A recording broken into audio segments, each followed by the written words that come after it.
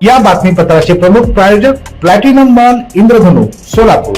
सोलापुरातील सर्वात प्रतिष्ठित इंद्रधनु सोसायटीचा नवीन भव्य कमर्शियल प्रोजेक्ट आता रेल्वे स्टेशनच्या अगदी शेजारी शहराच्या मध्यवर्ती ठिकाणी.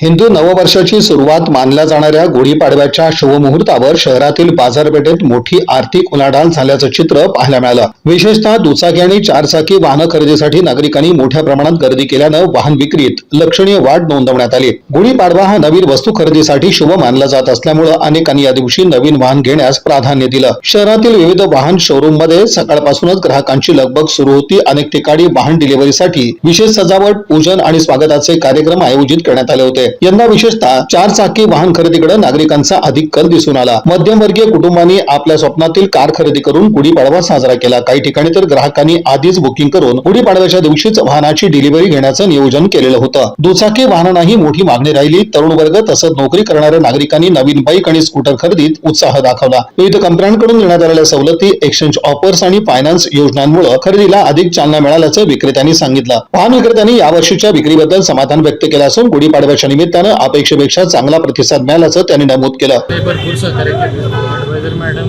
आणि दोन ॲडवायझर होते स्नेहित वगैरे, त्यांनी पण आम्हाला वेळोवेळी मदत केली गाडीच्या बाबतीत व्यवस्थित आणि गाडीची व्यवस्थित माहिती दिली. गुढीपाडव्याच्या सर्वांना हार्दिक शुभेच्छा. थँक्यू. याला WIT मध्ये याला गाडीची प्रॉब्लेम होते, ह्यासाठी गाडी पाडव्याच्या निमित्ताने तुम्ही पाडवाच्या निमित्ताने घेतलेली गाडी.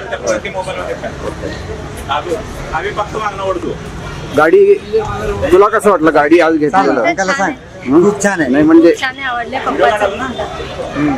पाडव्याच्या निमित्ताने पाडव्याच्या निमित्ताने गाडी घेतली. पाडव्याच्या निमित्ताने गाडी वगैरे पप्पा तुझ्यासाठी सरप्राईज होतं का, काय माहिती होतं? सरप्राईज होता, पण माहिती पण होता. पप्पाला असं सांगितले होते. या पार्श्वभूमीवर पुढील काही दिवसही वाहन विक्रीत वाढ राहण्याची शक्यता व्यक्त केली जात आहे. एकूणच गुढीपाडव्याच्या शुभमुहूर्तावर नागरिकांनी नवीन वाहन खरेदी करून आपल्या नववर्षाची सुरुवात आनंदात आणि उत्साहात केल्याचं चित्र शहरात पाहायला मिळालं.